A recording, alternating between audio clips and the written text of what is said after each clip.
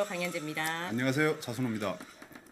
네, 저희가 오늘 첫 생방송을 원래 5시에, 4시죠? 4시에 하기로 말씀드렸었는데, 기술상의 문제가 생겨서, 기술상의 문제가 생겨서, 늦어졌습니다. 그래서 지금 이 9시 반에 하게 됐는데요.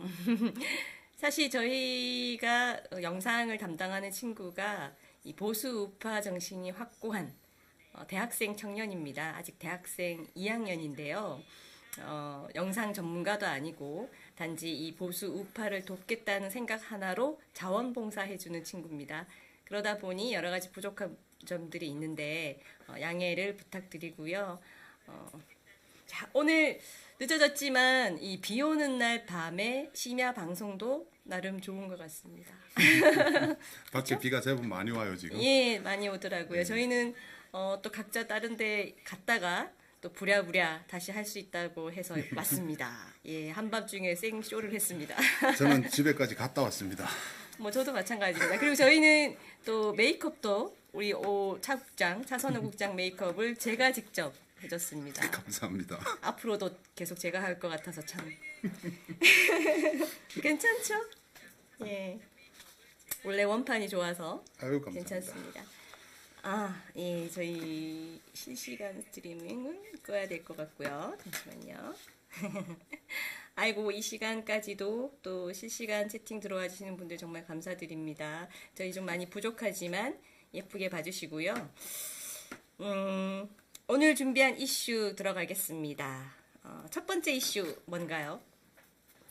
오늘 기사가 났는데 GS 리테일에서 독립운동가들을 기리기 위해서 도시락에 독립운동가 이름을 붙였는데요.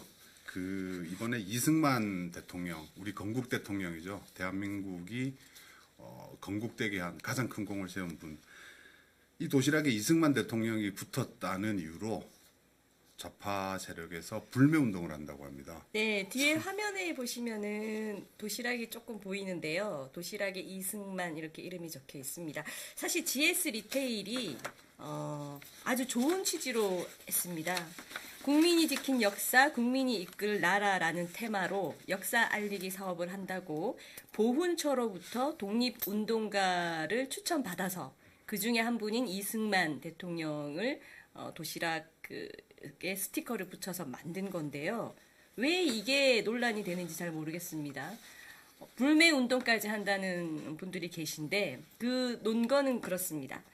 해방 후 미군정의 힘으로 장기 집권한 독재자를 GS25는 무슨 의도로 이런 것을 만들어 파느냐 이렇게 말하는 사람들이 있는데 저는 좀 묻고 싶어요. 그렇다면 김일성 공산당이 집권해서 장기 독재 공산국가가 됐어야 합니까? 우리나라가? 지금 자유민주주의를 선택한 우리나라와 북한의 삶이 얼마나 다른지는 여기 사시는 분들은 다 아는 거 아닙니까? 그렇죠.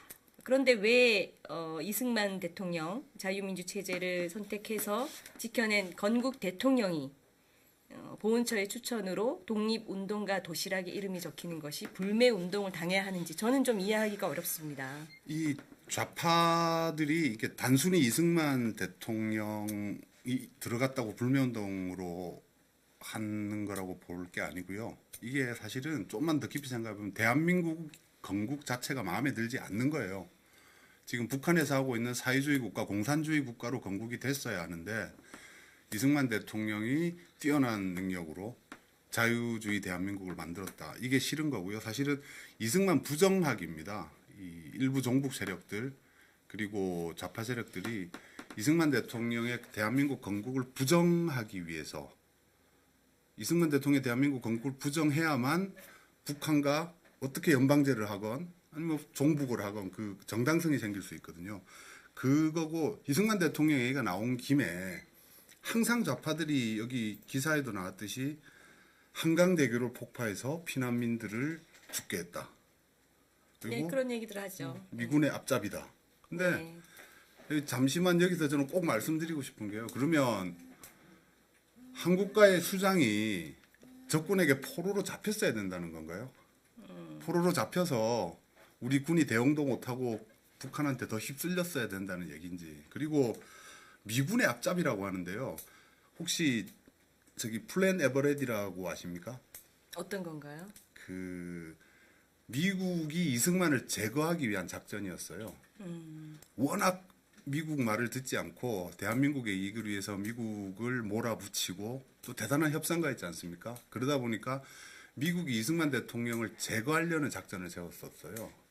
이런 것들을 좀 많이 알리고 특히 우리 청소년들에게 알려주고 싶은데 지금 좌파 교육 때문에 이런 게 되지 않죠. 네, 그리고 역사적 사건에 대해서는 그때 당시의 상황에 서서 생각을 해봐야 됩니다. 이승만 대통령이 그때 그렇게 지켜냈기 때문에 지금의 우리가 있는 겁니다. 방금 차 국장께서 말씀하신 게 상당히 중요한 포인트인데요. 수십 년간 자유민주 체제, 자유시장 경제인 우리 자유 대한민국에서 살고 있고 태어났고 살고 있고 또 누리고 있으면서 이승만 대통령의 건국 이념을 부정하고 독립운동가라는 것을 부정하고 그렇다면 저는 도대체 이분들은 어떤 체제를 희망하는 것인가? 만약에 우리나라 체제가 마음에 들지 않는다면 정말 이 근본적인 체제의 문제에서부터 다른 생각을 하고 있다면 우리가 과연 같이 살 수 있는 것인가라는 생각도 저는 듭니다. 지금 21세기에 문재인 정권 들어서고 나서 저는 심각하다고 느끼는 것이 21세기 4차 혁명을 바라보는 이 시점에 우리가 또다시 문재인 대통령도 얘기했던 빨갱이들하고 싸워야 되는 빨갱이들 문제로 이념 문제로 발목이 잡혀야 되는 어처구니 없는 상황에 우리가 놓여 있는 것이거든요. 저는 그래서 얼마 전에 이 청년들이 보수우파 청년들이 북송추진위원회라는 집회를 하는 데에도 제가 참여를 했었습니다. 예, 북송추진위원회. 이 자유대한민국에서 도저히 함께 할 수 없는 북한을 추종하고 김정은을 칭송하는 사람들은 북으로 가라는 거예요. 북으로 보내주겠다는 운동인데 강제로 내쫓겠다는 건 아니죠. 갈 수 있게 해주겠다는 거죠. 강제로 내쫓을 수 있으면 좋겠습니다만은 뭐 그렇게 되지 않더라도 얼마 전에도 김정은 칭송 백두 칭송 위원회가 서울 한복판에서 버젓이 김정은을 칭송하고 EBS 이사장이 김정은 위인전을 만들고 그리고 KBS가 공영방송인 KBS가 오늘 밤 김제동에서 그 백두 칭송 했던 사람을 인터뷰까지 해서 내보낸 적이 있는데요. 이 정도면은 저는 도저히 함께 할 수 없다는 결단을 내려야 되는 시점 아닌가. 그렇다면은 정말 북으로 보내주겠다. 우리가 강제 추방은 못하더라도 진짜 다음 총선에서 자유한국당이 3분의 2 이상의 의석을 차지해서 우리가 법안을 한번 마련해보면 어떨까라는 생각도 들어요. 좋은 생각이십니다. 북한 국적을 취득할 수 있게 선택권을 주는 겁니다. 가고 싶은 사람은 가라. 네, 지금은 그분들께 가라라고 하면 아니 내가 가고 싶어도 우리나라 지금 국가보안법상 갈 수가 없게 돼 있지 않느냐 이런 말들을 하시는데 그런 말 안 하게끔 선택해서 북한 국적 취득하고 다시는 대한민국 국적을 회복할 수 없게 하는 그런 선택권을 주는 법안을 통과시켜보면 어떨까 저는 이런 생각까지도 합니다. 근데 막상 그 법안 통과되면 안 갈걸요? 그렇죠. 저는 안 갈 거라고 갈걸요? 봐요. 그 백두 칭송했던 사람도 인터뷰에서 안 가죠. 예. 북한으로 가서 김정은 만날 생각 있습니까? 북한 가서 살 생각 있습니까? 물으니까 아니요 이랬거든요. 단물은 여기서 다 빨아먹고 자, 우리가 지금 현재 본인이 살고 있는 곳에서 그런 김정은을 칭송할 정도의 표현의 자유가 보장된 나라에 살고 있으면서 그 체제를 흔드는 행동을 해서는 안 됩니다. 이승만 대통령에 대해서 또 툭하면 좌파들은 불매운동 하겠다는 말을 참 잘합니다. 맞아요. 뭐 친일 기업이니 어쩌고 하면서 불매운동으로 민간 기업을 부당하게 압박한 거거든요. 저는 이제 지금 GS도 그렇지만 이런 불매운동, 부당한 불매운동이 시작될 때는 강하게 항의하고 오히려 거기에 대해서 기업도 굴복하지 않았으면 좋겠는데 기업 입장에서는 난감해진 것 같습니다. 그렇게 안 되죠. 그럼 우리는 어떻게 해야 될까요? 이런 불매운동에 대해서. 저는 내일부터 이성만 도시락만 먹겠습니다. 마찬가지신가요? 예, 저 편의점 도시락을 뭐 잘 먹는 건 아닙니다만 우리 이 영상 담당하는 조감독 그 대학생도 자신은 앞으로 이승만 도시락만 먹겠다 이런 얘기를 하시더라고요. 여러분들께서도 혹시 편의점에서 도시락을 드실 일이 있으면 GS25 가셔서 이승만 도시락을 꼭 드시고 인증샷도 찍어서 올려주시면 좋겠습니다. 자, 두 번째 이슈 기사 어떤 건가요? 두 번째 이슈가 말공부질이라는 단어 들어보셨습니까? 말공부질. 저도 오늘 처음 들어봤습니다. 이거 예. 준비하면서. 쉬운 명사들로 되어 있는데 참 무슨 뜻인지 언뜻 잘 모르겠어요. 굉장히 북한스러운 단어라는 생각이 드는데 어떤가요? 이 말공부질이란 용어가 어디서 나왔냐면 오늘 북한의 대남선전 매체 우리민족끼리에서 김현철 장관이 첫 출근하는 날 미션을 내렸죠. 자, 뭐라고 했냐 한번 제가 읽어보겠습니다. 통일부의 2019년도 남북 관계 발전 시행 계획은 내용을 면면히 뜯어보면 아무런 현실성도 없는 말공부질이다. 이게 무슨 뜻인가요? 네. 김현철 통일부 장관 됐죠, 이제. 절대 안 된다고 반대했는데도 통과시켰습니다. 됐는데 김현철 통일부 장관 첫 출근하는 날인 오늘 북한에서 우리민족끼리라는 선전 매체 아시죠? 거기서 통일부가 지난달에 발표한 남북 관계 발전 시행 계획이라는 게 있었나 봐요. 그 시행 계획에 대해서 현실성 없다. 현실성 없는 아무 쓸모없는 말 공부질이다. 이렇게 비난을 한 겁니다. 이게 현실성 없단 말이 다시 하면 뭔가 달라는 거죠. 계획만 세울 게 아니고. 자, 우리 시행 계획에 어떤 내용이 있길래 북한으로부터 우리가 말공부질한다 이런 훈수를 지적질을 들었어야 되는지 보면은 시행 계획에는 올해 김정은의 서울 답방을 성공적으로 치르고 남북 정상회담도 하고 고위급 회담도 정례화하겠다 이런 내용을 문재인 정부가 지난달에 발표했는데 여기에 대해서 김현철 통일부 장관 첫 출근하는 오늘 말 공부질 그만해라 이렇게 얘기를 한 겁니다. 그러면 이것이 말 공부질이면 도대체 원하는 게 뭐겠습니까? 돈. 네, 현실성 없는 얘기 하지 말고 돈 달라는 얘기라고 저는 봅니다. 뭐 도로를 깔아주건 철도를 깔아주건 뭐 귤박스에 현금을 넣어서 갖고 오건 네, 뭐 사실 북한 입장에서야 남북 정상회담, 고위급 회담 자기들 마음먹으면 언제든지 하는 거거든요. 네. 우리 문재인 대통령이 제발 좀 만나주세요. 바지가랑이 잡고 있는데 네, 이건 뭐 자기들 입장에서는 이미 잡은 팬 거고 이걸 레버리지로 이용해서 이제 도로를 깔아주건 철도를 깔아주고 아마 지금 북한 김정은이가 가장 원하는 건 개성공단하고 금강산 관광일 거예요. 현금이 들어오는 사업이니까. 네, 오늘 오후에 났던 뉴스인데 중국 북중 경계 지역에 중국이 뭐 문재인 대통령도 얘기했던 5G 기술을 이용해서 감시 초소를 엄청 강화하고 있대요. 그 이유가 뭐냐면 중국이 북한 내부 사정을 잘 알잖아요. 올여름 되면 북한이 예전보다 훨씬 혹독한 기아 사태에 허덕일 거고 그러면 대규모 탈북자들이 넘어올 거라고 예상하고 있다는 겁니다. 그래서 지금 제재가 먹히고 있어요. 문재인 대통령이 그걸 풀어주려고 노력은 하지만 제재가 먹히고 있어서 아마 이 김현철 장관 출근하자마자 뭐 이거 해석을 해보면 김현철 장관 돈 내놔라요. 그 얘기인 것 같은데.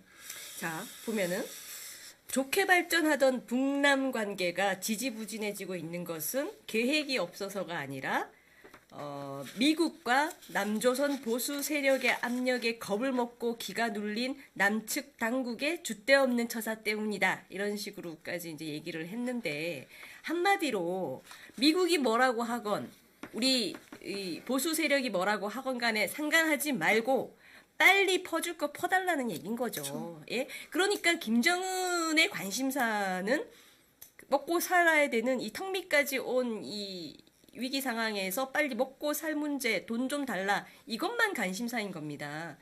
그런데 우리 문정부는 김정은의 서울 답방, 뭐 남북 정상 만나는 거, 고위급들 만나는 거 이런 것만 관심 가지니까 김정은은 그런 데 관심 없다는 소리예요. 돈 달라는 건데 어떻게 줄 수 있을까요? 저는 예전에 북한은 돈을 주지 않으면은 정상회담을 하지 않는 나라다 이런 말들을 많은 분들이 하셨는데 이미 우리 했던 정상회담에서도 정말 돈 한 푼 안 받고 김정은이 해준 것인지 저는 궁금합니다. 정권 바뀌면 다 밝혀질 일들일 것 같은데 지금 미국이 두 눈 시퍼렇게 뜨고 감시를 하고 있죠. 심지어 우리 대한민국 정부까지도 북한과 똑같이 보고 있는 것 같아요. 똑같이 보면서 똑같이 감시 대상으로 올려놓은 것 같은데 문재인 대통령님 사면 초과인 것 같습니다. 진짜 어떤 유튜브께서 재밌는 표현하셨는데 미국과 북한으로부터 동시 손절당했다. 손절당했다. 네, 운전한다, 중재한다 이렇게 설레발을 치고 다니셨는데 동시 손절당했죠. 그런 상황입니다. 우리 조금 이렇게 돌아 앉을까요? 네. 수고합니다. 그래서 김현철 장관 이 북한의 우리 민족끼리가 이 얘기한 게 북한 입장에서는 김현철 장관이 장관 임명된 게 네. 청와대에서 국회 반대 무릅쓰고 무대뽀로 장관 임명한 게 되게 반가웠을 거예요. 김현철 장관이 장관 청문회 과정에서 나왔던 많은 얘기 있죠. 뭐 부동산 차명거래 탈세 다운계약서 이런 거 제외하고 북한 입장에서 이분이 뭐라 그랬어요? 박광자 씨 피살 사건은 통과 의례다. 아, 네, 맞습니다. 저는 진짜 그 말 보고 정말 화가 나서 참을 수가 없었는데. 또 있어요. 어떤 정신 상태길래 가능한 얘기인가. 금강산 관광 개성공단 조건 없이 재개해야 한다. 평화협정 체결하고 유엔사 해체해야 된다. 북한 입장에서는 쾌재를 부르는 사람 아닐까요? 거의 뭐 북한 입장에서는 그냥 자신들의 꼬봉 한 명이 그렇죠. 남한의 통일부 장관 됐다. 그러니까 대통령인 문재인 대통령은 북한 수석 대변인이고 그 밑에 통일부 장관은 뭐 부대변인 정도 되는 사람이 지금 된 겁니다. 예. 김현철 방금 말씀하신 그렇게 문제가 많아서 당연히 이 우리나라에서는 야당도 있고 보수당이 있는데 반대를 거세게 했습니다. 뭐 박영선도 마찬가지, 의원도 마찬가지고요. 그런데도 또 임명을 강행했어요. 이 청문 보고서도 없이. 그런데 오늘 모 사설에도 보면은 박근혜 정권이 예전에 야당이었던 민주당에서 인사 참사다 이런 비난 굉장히 많이 했었었는데 네. 박근혜 정권이 4년 동안 인사청문 보고서 없이 임명 강행한 게 10명이라고 합니다. 10명, 예. 그런데 지금 2년밖에 안 된 문재인 정권이 이 청문 보고서도 없이 임명 강행한 게 오늘부로 13명이 예. 됐거든요. 두 배인 거죠. 곱하기 두 2 배가 더 하면 되는 이제 거죠. 정권 말에는 26명 되겠죠. 네. 30명 근데 되겠다. 다들 기억하시는지 모르겠습니다만 문재인 대통령께서 대통령 후보일 때 심지어 이런 얘기까지 했습니다. 온 국민의 이제 화합을 이끌겠다 이런 얘기를 하면서 자신은 대통령 상대 후보 캠프에 있었던 인사까지도 능력이 있고 좋은 사람이면 적극적으로 쓰겠다. 그 정도의 대탕평 인사를 하겠다. 이런 말을 했었어요. 지금 들어보니까 참 진짜 너무 어이가 없죠. 완전히 180도 다른 인사를 하고 있지 않습니까? 무슨 상대 후보 캠프에 있던 인사까지도 등용하는 대탕평 인사. 진짜 김정은이 좋아할 만한 인사들로만 대한민국 국회가 얼마나 비판을 하던 간에 2년밖에 안 됐는데 13명을 청문 보고서도 없이 그럼 인사청문회를 안 하는 게 맞는 거 아닐까요? 아까 우리가 3분의 2 의석 차지하고 법 개정하자고 예. 했을 때 우리가 여당이 되건 우리가 보수당이 자유한국당이 여당이 되건 야당이 되건 그 인사청문회 결과를 정부가 강제적으로 수용할 수밖에 없는 조항을 좀 넣을 필요는 있을 것 같아요. 지금 문재인 대통령이 하는 짓을 보면 그런 사람이 또 나오지 말라는 보장이 없거든요. 그리고 말 바뀌는 게 뭐 좀 전에 문재인 대통령 말 바뀐 게 그것뿐입니까? 너무 많죠. 청와대 광화문으로 옮기겠다. 네, 그리고 또 그것도 있었죠. 자신은 박근혜 대통령 세월호 때 7시간 뭐 했냐, 그렇죠. 분 단위로 얘기해라 이런 얘기들을 하면서 자신은 대통령이 되면은 대통령의 일정을 1시간 단위로 공개하겠다. 밝히겠다. 국민께. 이런 말을 했었는데 대통령은 뭐 전혀 사생활이 안 없다. 지켜지고 있죠. 24시간 공개하겠다. 그래놓고 요번 속초 산불 때 5시간 동안 대통령 사라지셨죠. 그때 뭐 했냐 물어봤더니 청와대에서 뭐라 그랬어요. 대응할 가치가 없다. 예. 대응할 가치가 산불 없다. 참사가 정쟁으로 흐르면 안 된다. 뭐 이런 얘기했고 속초시장도요.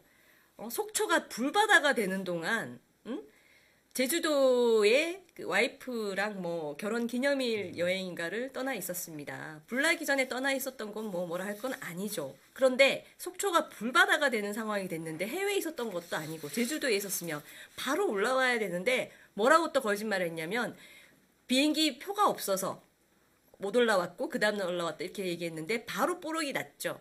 그날 9시 밤 9시에 10석 이상이 있었다는 표가 있었다는 게 바로 또 언론에 났을 정도로 그랬더니 또 뭐라고 얘기하냐면 더 이상 변명하지 않겠다. 정쟁으로 삼지 말아라. 이렇게 또 엉뚱한 소리를 했습니다. 그러니까 지금 민주당 쪽 사람들은 금방 들킬 거짓말을 되게 용감하게 잘해요. 그리고 뻔뻔하죠. 들키면 본인이 더 화를 내요. 오히려 화를 내요. 그리고 정쟁으로 삼지 말라 엉뚱한 소리하고. 세월호 참사 얼마나 정쟁으로 가져갔습니까? 그러게요. 7시간 뭐 박근혜 대통령이 누구랑 연애를 했다. 어떤 호텔을 갔다. 뭐 누드 사진으로 해놓고 빨간밖에 놓지를 않나. 굿을 했니 뭘 했니 별 아유. 네, 그런 상황에서 진짜 통일부 장관까지 이렇게 청문 보고서도 없이 다른 목소리들 무시하고 임명을 강행했고 이날 보란 듯이 김정은이 마치 자신들의 부대변인에게 지시하듯이 쓸모없는 말공부질 같은 계획 때려쳐라. 빨리 돈이나 보내라. 이제 이런 식의 얘기를 한 겁니다. 정말 대한민국에 대통령이 있는 건가 저는 의심스러워요. 우리나라가 독립된 자유민주주의 국가가 맞는지 의심스럽습니다. 근데 이거 김현철 장관 북한에서 얘기가 나오면서 박영선 장관이라고 불러야겠죠. 이제 장관 됐죠. 뭐. 박영선 장관 얘기가 너무 쑥 들어가 버려서 네, 참 아쉽네요. 이건 같이. 다음 기회에 한번 네, 우리 다음 제대로 한번 파볼 필요가 있을 것 같습니다. 네, 사실 늦었더라도. 뭐 네. 좌파들의 내로남불 끝판왕에 묶일 수 있는 내용들이고 또 아까 우리가 잠깐 얘기했지만 문재인 대통령의 대통령 후보 때 말과 지금의 걸 비교해보는 시간을 우리가 한번 가져도 되게 재밌을 거란 생각이 듭니다. 한번 준비할 필요가 있겠네요. 네, 속찬불 날 것 같은데 네, 우리 스트레스 지수가 높아져서 우리 건강을 해칠 것 같긴 합니다만 그래도 계속 비판하고 많은 분들이 또 공감하고 관심을 가지고 그리고 정말 나중에 우리가 다 같이 집단 행동도 하고 국민 저항을 해야만이 그나마 좀 지킬 수 있지 않을까라는 생각이 듭니다. 아직도 3년이 남았거든요. 아이고. 그 시간을 좀 당길 수 있는 방법 없나 막 이런 것들 좀 고민이 됩니다. 우리가 어떻게 할 수 있는 건 아니지만 정말 하늘이 좀 도왔으면 좋겠다는 생각이 들 정도로 너무 극단적으로 나라를 무너뜨리고 있는데요. 그리고 지금 이제 끝내야 되는데 네. 댓글 중에 이 시간에 또 유튜브를 보시는 우리 보수 우파분들 계셔요. 정말 네, 속에 천불 나서 봤습니다. 속에 천불 나서 이렇게 이 시간에도 유튜브 보고 계신 거 아닌가 싶습니다. 감사합니다. 근데 여기 겨울이님께서 한국당이 제대로 싸워줘야 하는데 이 말 맞아요. 근데 지금 뭐 잘 싸우고 있죠. 그렇죠. 지금 어쨌건 정권을 뺏기면 모든 것이 정권 편에 서기 때문에 잘 아시지만 뭐 심지어 공영방송이라는 KBS는 대놓고 문정권 방송이 돼 있고 모든 언론들이 정권의 눈치를 보고 그러고 있는 상황이고요. 또 어쨌건 간에 지난번에 탄핵을 겪으면서 보수가 분열되었고 그런 여러 가지 과제들이 있습니다만 정말 빨리 수습하고 빨리 단결해서 그래도 국회의원 110 지금 이제 4명 됐죠? 그 정점식 의원이 되셨기 때문에 114명의 의원이면 싸울 수 있죠. 국회 보좌관을 우리 차 국장님이 올해 또 하셨어요. 어때요? 그래서 지금 좋은 댓글 주셨는데요. 특히나 박영선, 김현철 장관 같은 경우는 이미 뭐 문재인 대통령이 임명을 강행해버렸지만 끝까지 투쟁해야 될 필요가 있다고 봐요. 네. 사실 이 두 분은 장관으로서의 기본 자격을 안 갖춘 것 떠나서 특히 김현철 장관 같은 경우에는 대한민국의 정체성에 반하는 발언을 계속 해오던 분이거든요. 네.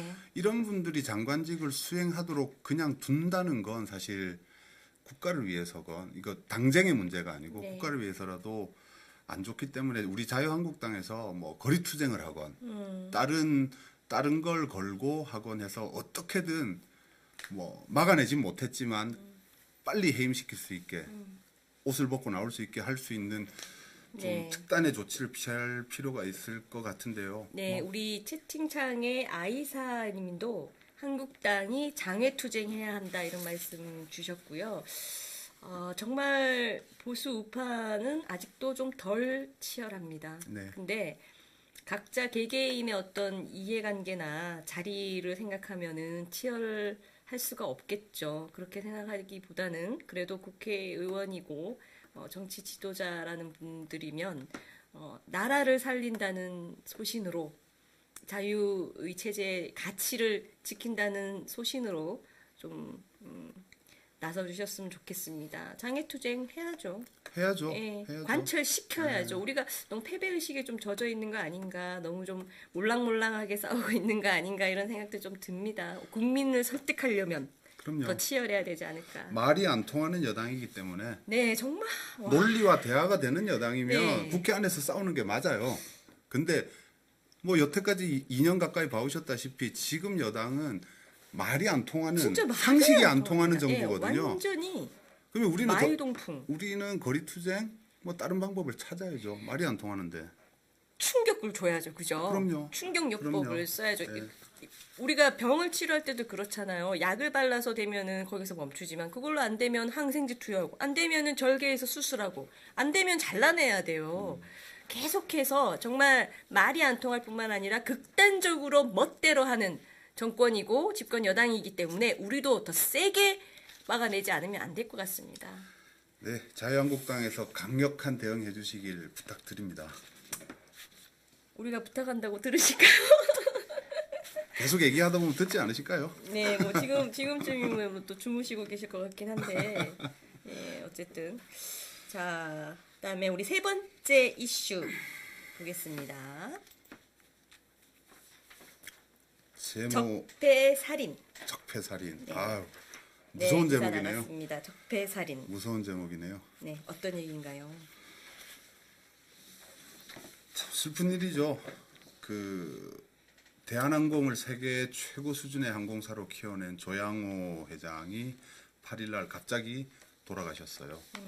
그 뭐 물론 그 전에 이런저런 많은 가십거리에 오르내리면서 네. 국민들에게 안 좋은 소리를 많이 듣긴 했지만 어쨌든 기업가로서 회사를 잘 키워냈고 네, 세계 자랑할 만한 큰 항공사, 훌륭한 항공사를 키워내신 분인데 어쨌든 갑자기 돌아가시게 돼서 네. 많은 분들이 놀라셨을 것 같아요. 그리고 또 뭐 나오는 기사에 보면은 국민연금도 굉장히 뭐 충격에 있다라고 하는데 뭐가 충격인지는 모르겠습니다만 한진그룹은 재계 14위이고요. 그다음에 이 조양호 회장께서 원래 폐질환이 있었지만 회사 얘기에 따르면은 수시로 업무 보고를 받을 정도의 건강 상태를 유지하다가 이번에 주총회에서 국민연금의 반대로 그 이사직을 박탈당하면서 급격히 악화됐다라고 합니다. 그런데 이런 일이 있다고 해서 사람이 죽을까 이런 생각하시는 분들이 있는데 오늘자 조선일보 사설에 보면요, 전 참 공감을 해요. 왜냐하면 현 정부 들어서 대표적인 적폐 기업에 찍혀서 물론 그 일가 개개인의 여러 가지 행실이라고 할까요? 그런 문제들은 있었습니다만 너무나 과도하게 보세요. 총 공격을 받았다 이렇게 표현했는데 맞는 것 같아요. 검찰, 경찰, 관세청, 공정위, 교육부, 고용부, 복지부 등 11개 기관에서 25건의 조사를 받았고요. 또 14번의 검찰, 경찰, 법무부 등의 포토라인에 썼었다라고 합니다. 압수수색도 18번 받았죠. 네, 물론 개인의 잘못은 있을 수 있습니다만 잘못이 있고 그것이 형사처벌 대상이면은 적법하게 수사를 하고 재판을 거쳐서 처벌을 받을 일이겠죠. 그런데 이 사설 내용에 따르면 한 기업인 가족을 상대로 이렇게 국가기관이 총동원된 적은 자기가 보기에는 없었다라고 해요. 우리가 보기에도 그런 생각은 듭니다. 저 자세히는 몰랐지만 오늘 이 내용을 보니 참 어마어마하게 전방위로 공격을 받고 조사를 당했네요. 11개 기관으로부터 조사를 당했으니까요. 그런데 지금 조양호 회장이 이제 돌아가신 것에 대해서 문제는 그 이후를 우리가 고민하지 않을 수가 없는데 국민연금이 의결권을 행사해서 기업의 경영진을 교체한 겁니다. 이 지금 말이 많죠? 국민연금이 왜 이렇게 하느냐에 대해서요. 연금 사회주의가 시작된 거죠. 이 스튜어드십 코드 뭐 되게 복잡한 것 같고 내용이 뭐 어려운 것 같고 하는데 간단하게 말하면 정권이 자기 마음에 들지 않는 민간기업, 회사, 뺏고 싶은 회사 있으면 연금 동원해서 그 회사 경영권을 강탈할 수도 있다라는 얘기잖아요. 그렇죠. 대표적으로 이번에 대한항공이 국민연금에 의해서 경영권을 뺏긴 거고요. 네. 물론 뭐 가족들이 있긴 하지만 과연 이러한 행태가 이거 하나로 끝일지 앞으로 계속될지 제 생각에는 앞으로 계속될 거라고 봐요. 지금 국민연금이 우리나라 주식에 투자한 돈이 100조가 넘죠. 네. 그리고 100조면 저는 삼성전자도 흔들 수 있는 돈 아닌가요? 근데 이 국민연금의 의결권을 의결권을 할지 말지 결정하는 그 위원회 분들이 뭐 전문가들이긴 하지만 지금 정권과 코드가 맞는 분들 일색이라는 비판이 계속 나오고 있습니다. 아마 자기 입맛에 맞는 분들로 많이 선임을 해놨겠죠. 그래서 이 스튜어드십 코드 관련해서는 사실 시장 경제를 부정하는 지금 뭐 부정한다까지는 아니고 시장 경제를 과히 좋아하지 않는 문재인 정권의 발톱이 서서히 나오고 있는 게 아닌가라는 지금 우려가 계속 채팅창에 나와요. 우리 마이크가 에코에 문제가 있어서 동굴 속에서 듣는 것 같다는 말씀들을 하시고 있거든요. 동굴 속에 오신 걸 환영합니다라고 해주신 훗훗 잡혔다네요. 네. 제가 마이크에 좀 가까이 대고 얘기해야겠네요. 네. 뭐 동굴 속에서 듣는 것도 나쁘진 않겠지요. 저희가 좀 더 기술적인 문제를 보완을 하고 말씀하신 대로 이 정권은 조양호 회장의 죽음 이후에도 이와 같은 일을 멈추지 않을 것 같습니다. 그렇다면 이제 우리가 앞으로도 일어날 수 있는 것들에 대해서 이제 예의주시하면서 인지를 하고 있어야 될 것 같은데요. 자, 이제 기업 오너 일가의 어떤 개인 비리를 막 언론이 터뜨리기 시작하거나 그래서 검찰이 수사를 하기 시작하고 이럴 때 우리가 먼저 생각해야 할 것은 또 이 기업을 정권이 좌지우지하기 위한 거 아닌가라는 의심을 해봐야 될 것 같습니다. 그 드루킹 김경수 1심 판결 아시죠? 그 1심 판결문 내용에 보면요. 참 이런 것들이 부각이 안 된 것이 저는 좀 답답해요.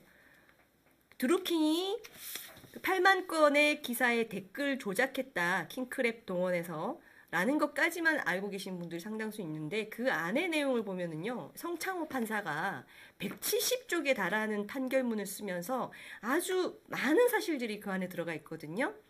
드루킹이 애초에 댓글 조작을 하면서 문재인 정권의 탄생을 돕고 그 과정에 실세인 김경수를 매개체로 해서 문 정권의 그 탄생과 함께 자신들이 하고자 했던 꿈의 최종적인 목표가 우리나라 대기업 해체입니다. 어떤 식으로 하냐면 적폐 기업이다 이런 식으로 몰아가면서 기업을 여론몰이를 하고 그러면서 일본의 자금을 가져와서 소액주주 운동, 적대적 M&A 이런 걸 통해서 우리나라 기업들을 해체해야 한다. 이런 어떤 야심을 가졌던 것 같아요. 드루킹 일당이. 그러면서 거기 언급된 기업들이 또 있습니다. 뭐 삼성도 있고 대림산업 뭐 이런 구체적인 기업들을 언급될 정도로. 그런데 이런 드루킹의 재벌 개혁에 관한 이 내용들을 김경수가 드루킹에게 문재인 당시에는 민주당 대표였어요. 민주당 대표 연설을 하는데 재벌 개혁에 관한 내용을 좀 보내달라. 연설문에 반영하겠다. 이렇게 부탁을 하기도 했습니다. 그래서 드루킹이 김동원이죠. 김동원이 부랴부랴 내용을 마련해서 보내주고 그 내용 중에 또 상당 부분이 그대로 반영이 돼서 문재인 당시 민주당 대표가 연설을 했어요. 연설이 끝나고 나니까 또 김경수가 연설문을 전문을 이 김동원에게 보내주면서 연설에 대한 반응은 어떤가요? 라고 묻기도 했습니다. 그렇죠. 그렇다면 지금 문재인 정부는 8만 건 기사에 댓글 조작해서 자신의 정권 탄생을 도왔던 드루킹 김동원이 애초에 또 연설문에도 개입하면서 반영시켰던 재벌개혁 해체를 지금 계속하고 있는 거 아닌가라는 생각이 들어요.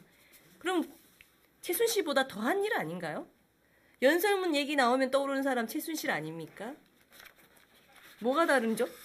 그것조차도 지금 그때 언론들에서 이렇게 막 선동했던 내용이 법원에서 사실이 아닌 것으로 하나둘씩 나오고 있죠. 그 박근혜 대통령 재판이 끝났을 때 도대체 어떤 결과가 나올지 사실 매우 기다려지긴 합니다. 네. 자, 보니까는 이 문정권 들어서서 적폐로 몰려서 죽거나 자살한 목숨을 스스로 끊은 사람만 지금 4명이 넘는 것 같습니다. 이재수 전 기무사령관 기억하시죠? 예, 포토라인에서 수갑을 찬 모습을 보여주고 나서 자괴감에 자살했던 기무사령관 그리고 변창훈 전 서울고검 검사, 국정원 소속이었던 정모 변호사, 또 방산 적폐로 찍혀서 수사받던 기업 임원 등 4명 이상이 자살을 했습니다. 앞으로 이런 일 없었으면 좋겠습니다만 지금 정권에는 브레이크가 없는 것 같습니다. 자, 오늘의 마지막 이슈입니다. 이슈 제목은 좌파들의 적폐는 썩은 내가 진동한다. 사실 그렇지 않습니까? 그렇죠. 예? 오늘 나왔던 역대 정권 중에서 제일 심한 것 같은데요. 심한 것도 있고 저는 더 황당하고 더 화가 나는 게 그런 잘못이 적발되거나 지탄을 받았을 때 이들의 행태예요. 맞습니다. 그래도 보수 정권은 잘못을 뉘우치고 국민들에게 사과를 하고 재발 방지를 위해서 노력하는 모습을 보여요. 근데 지금 여권은 안하무인이 오히려 더 큰 소리 치죠. 그 대표적으로 손갑순 씨, 의원, 손혜원. 본명이 손갑순 아닌가요? 그 확인된 건지 모르겠습니다. 아무튼 네, 뭐 손갑순이라는 이름이 잘 어울리긴 합니다. 뭐 손혜원 의원 오히려 큰 소리 치고 있죠. 박영선 의원 자기 인사청문회 하는데 쓸데없는 얘기 들고 나와서 큰 소리 치고 있죠. 네, 맞습니다.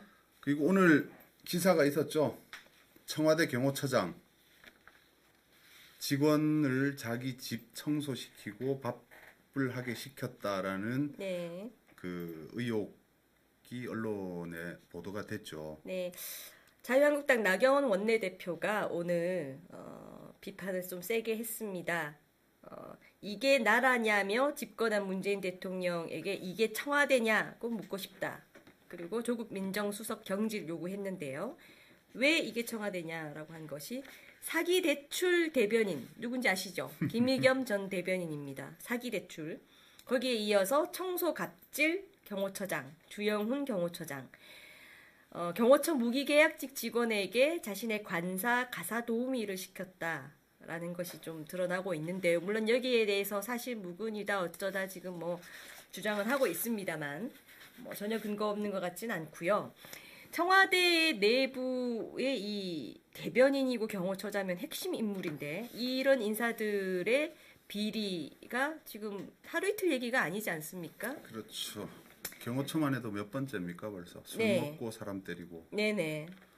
그런데 또 한편으로 자신의 직원에게 자신의 관사 가사 도우미 일을 시켰다라고 하면 얼른 또 떠오르는 사건이 있어요. 비슷한 것이 있었던 것 같은데 어떤 거였죠? 박찬주 대장.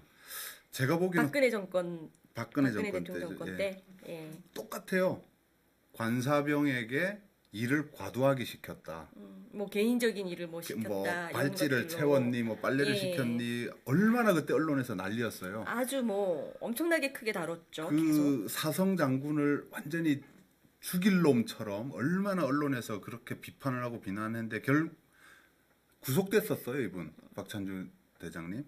구속되고 몇 달 동안 감옥에 가둬놓고 별건 수사로 싹싹 틀어서 결국 나온 게 184만 원어치의 향응.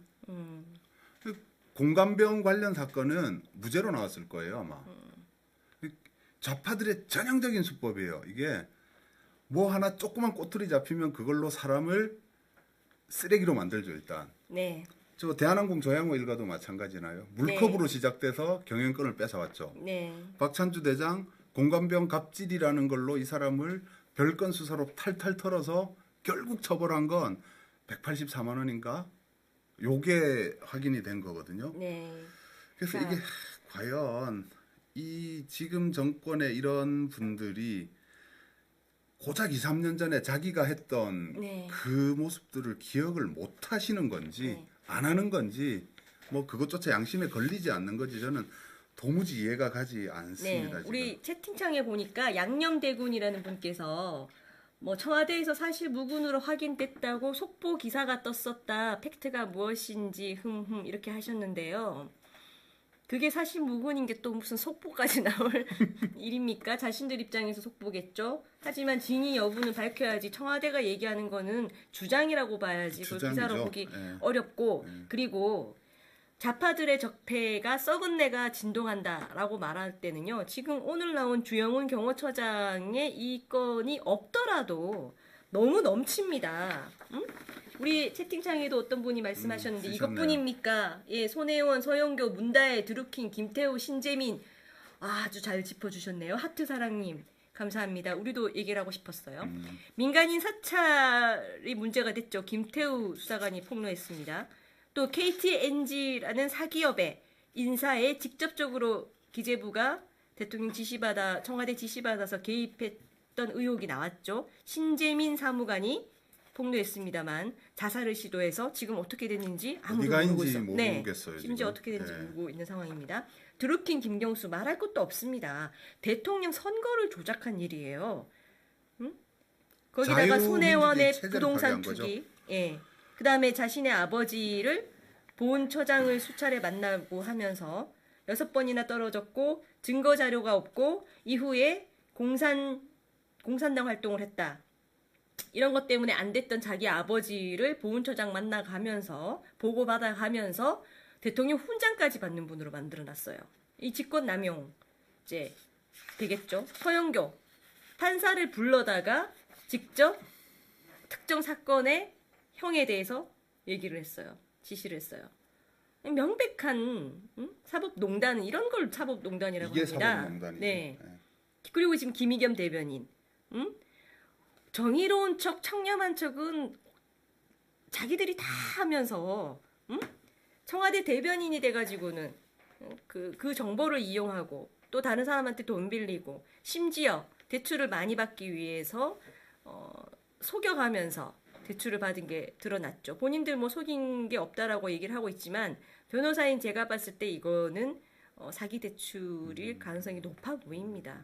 상가 숫자를 많이 늘려놔야 대출이 많이 되거든요. 그러다 보니 상가 숫자를 늘리기 위해서 당초 4개 정도였던 것을 10개라고 말했는데 왜 10개가 됐냐를 보니까 옥탑층에 8평 정도 되는 평수에 상가 3개가 임차할 수 있다라고 해놨어요.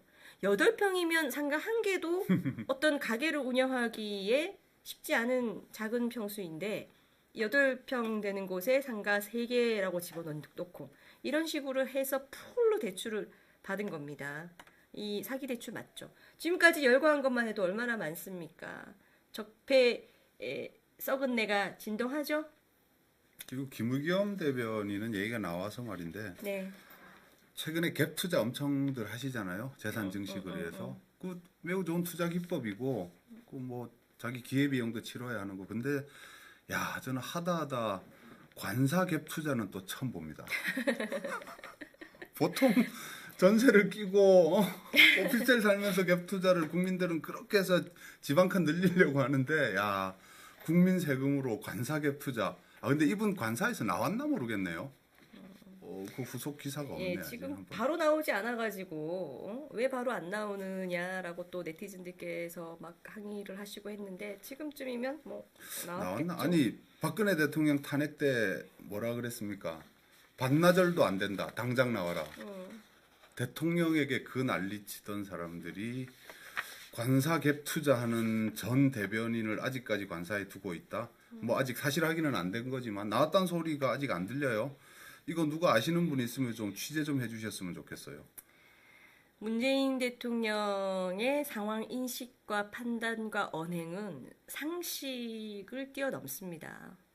그 김의겸 대변인이 국민들한테는 거주할 집을 가지고 뭐 투기하지 마라 이렇게 얘기해 놓고는 정작 청와대 대변인은 이렇게 대출 사기까지 하면서 투자를 했는데 거기다 대고 사임을 했는데 마지막 날 뭐라 그랬죠? 오찬을 하면서 살 때는 있느냐, 살 때는 있느냐. 예, 걱정하고 그랬고 또 유은혜 지금 장관이 인사청문회 때 그렇게 반대를 받았는데 임명 강행했죠. 강행하고 나서 또 만나가지고 뭐라고 했어요?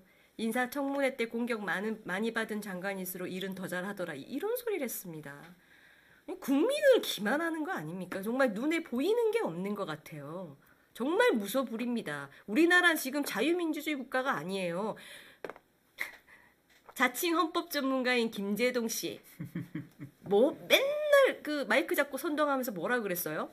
여러분, 대한민국의 모든 권력은 국민으로부터 나옵니다. 헌법에 써 있어요. 우리는 저항해야 합니다. 이렇게 얘기하셨죠.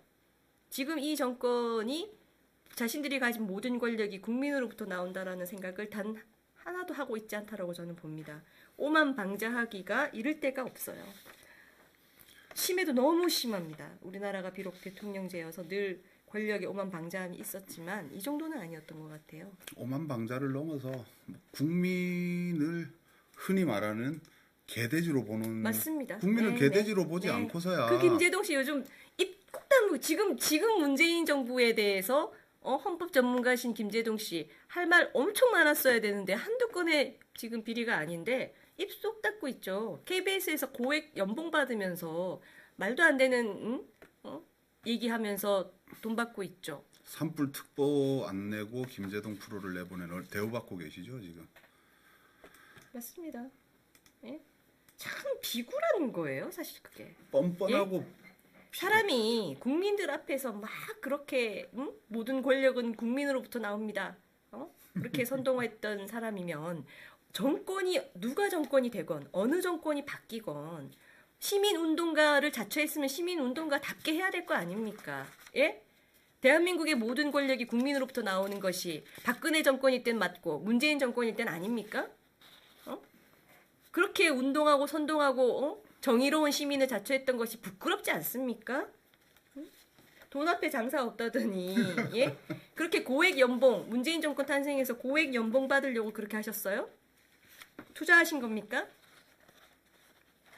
우리가 나중에 이 개념 없는 개념 있는 척하는 속칭 좌파 연예인들 한번 또 모아서 한번 비판해 보는 시간도 가졌으면 좋겠습니다.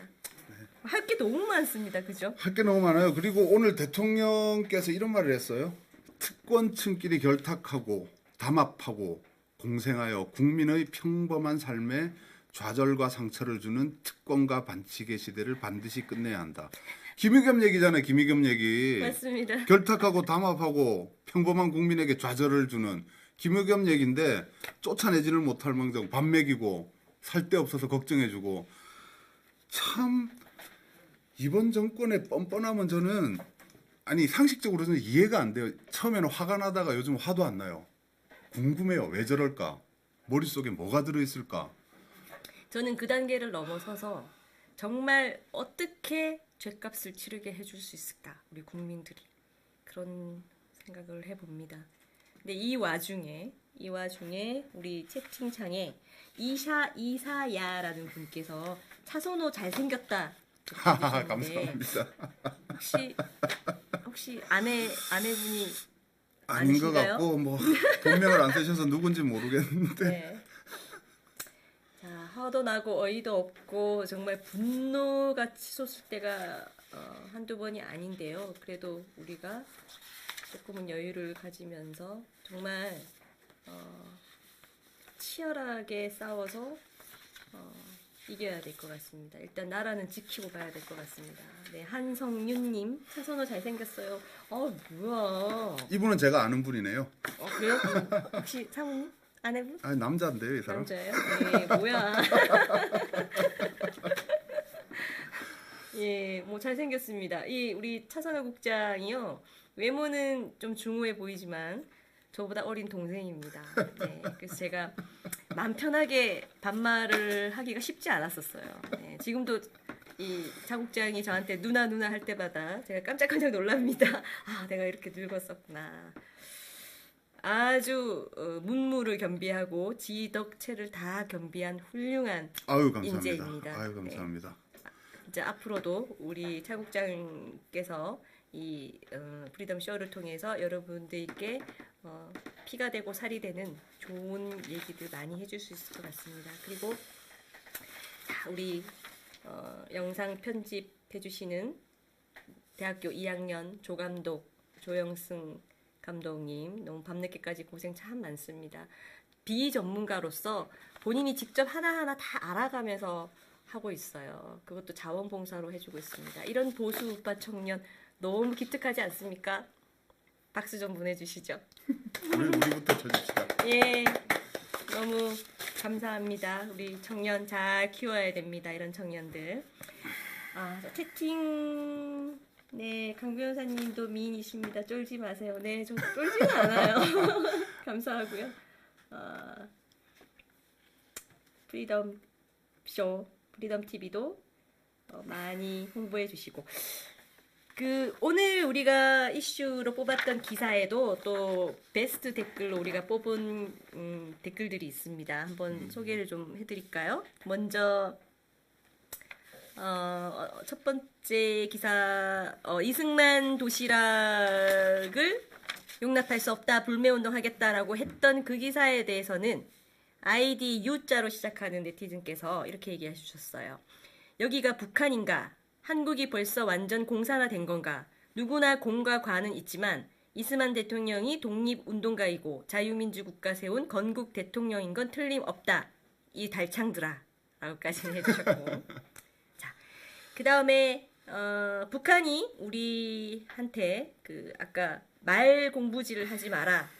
돈 주라라고 했던 그 기사에는 또 이런 댓글이 있어요. 우리 민족끼리 관련된 기사 김현철을 비롯한 문재인 정부 요직은 김정은이가 임명을 했다고 보는 것이 맞는 것 같다. 도저히 거역할 수 없는 지존의 명령인 것이다. 네. 핵심을 제대로 짚었어요. 네. 도저히 거역할 수 없는 문재인 정부가 도저히 거역할 수 없는 지존의 명령이라고 이 네티즌께서 보셨습니다. 네. 그리고 우리 방금 얘기했던 좌파들의 적폐는 썩은 내가 진동한다. 정말 줄줄이 말을 해도 끝이 없을 정도로 많다. 그 기사에 대해서는 M으로 시작하는 네티즌께서 배고픈 소크라테스를 부르짖으며 정권 잡더니 알고 보니 전부 배부른 돼지를 꿈꾸는 인간들이었음. 이렇게 써주셨습니다. 참 날카로운 지적 맞는 것 같습니다. 이게 정말 이제는 내로남불이라는 단어도 쓰면 안 될 것 같아요. 너무 약한 것 같아요. 네. 실제의 수위에 비해서 너무 부드러운 표현인 것 같은데 뭔가 더 적확한 표현이 혹시 있으면 우리 여기 채팅창에도 보내주시고 한번 의견을 좀 아이디어를 주시기 바랍니다. 지금 한 50분 정도 넘어가고 있는데요. 벌써 10시 반이 돼가고 있습니다. 심야에도 다른 보수 우파 유튜브들 중에 이 시간에 실시간 생방송하는 유튜브가 있는지는 저는 잘 모르겠습니다만 저도 이렇게 본 적이 없는데 지금 제가 하고 있습니다. 있나요? 모르겠어요. 유튜버들이 이 시간에 생방송? 이 시간에 생방송하는 분은 잘 없겠죠? 저희도 원래 4시였는데 네, 원래 4시에 하기로 했다가 지금 이 시간에 하고 있습니다. 그래도 오늘 4시에 한다는 약속은 지키지 못했지만 오늘 한다는 약속은 저희가 지켰습니다. EQ가 하고 있다네요. EQ 채널이. 네, 아 그렇구나. 그래서 EQ에서 예, EQ 채널 너무 반갑고 고마운 유튜버시죠. 훌륭한 보수 유튜버 중에 한 분이죠. 요즘 네, 저는 이런 보수 유튜버들이 많아져서 너무 좋아요. 네 맞습니다. 너무 우리가 좋아요. 다 같이 네. 같은 가치를 가지고 그것도 실현하고 지켜내기 위해서 이렇게 하고 있는 거니까요. 우리 오늘 프리덤 쇼 첫 방송 생방송 심야에 했습니다. 저희는 이 문재인 정부 하에 대한민국이 정말 비상식적이고 비정상적이고 부정의하게 극도로 그렇게 흘러가고 있음에도 불구하고 여전히 정권에 편향된 그 공중파, KBS, 뭐 일부 종편들, 거기에 있는 좌파 패널들 이런 분들 때문에 언론이 공정하지 않은데요. 적어도 우리라도 이렇게 유튜브를 통해서 앞으로 계속 중요한 이슈 기사들에 대해서 팩트를 꼬집어 보고 또 보수 우파의 시각에서 상식에 맞게 한번 비평하는 시간을 계속 가지도록 하겠습니다. 일단은 매주 화요일 4시에 생방송 진행하려고 하는데요. 그 사이사이에라도 긴급한 현안이 있거나 저희가 준비가 되면 또 생방송 자주 하도록 하겠습니다. 오늘 첫 방송 하신 우리 차 국장님 소감 어때요? 오늘 뭐 생방송으로 첫 방송 하면서 이렇게 뭐 깊은 내용, 날카로운 내용을 제대로 전해드리지 못한 것 같긴 한데요. 조금씩 더 준비하고 기술적으로, 내용적으로 더 준비해서 속 시원한 방송을 원하시겠죠? 지금 우리 답답한 우리 건전한 상식을 가진 보수 유권자분들은 네. 그래서 그 답답한 마음 말로라도 풀어드릴 수 있게 앞으로 더 충실하게 준비해서 속 시원한 내용으로 자주 뵙도록 하겠습니다. 네, 다시 엔딩이 되니까 동굴 소리가 나는 모양입니다. 아, 그런가요? 네, 그래도 오늘 그래도 첫 방송 우리 비전문가인 대학교 2학년 학생이 보수 우파 청년이 총괄해서 맡아준 오늘 생방송 그래도 나름 괜찮으셨죠? 자, 우리는 다음 이 시간에 또 뵙겠습니다. 오늘 편안하고 좋은 밤 되십시오. 구독은 사랑입니다. 구독 부탁드릴게요. 감사합니다. 감사합니다.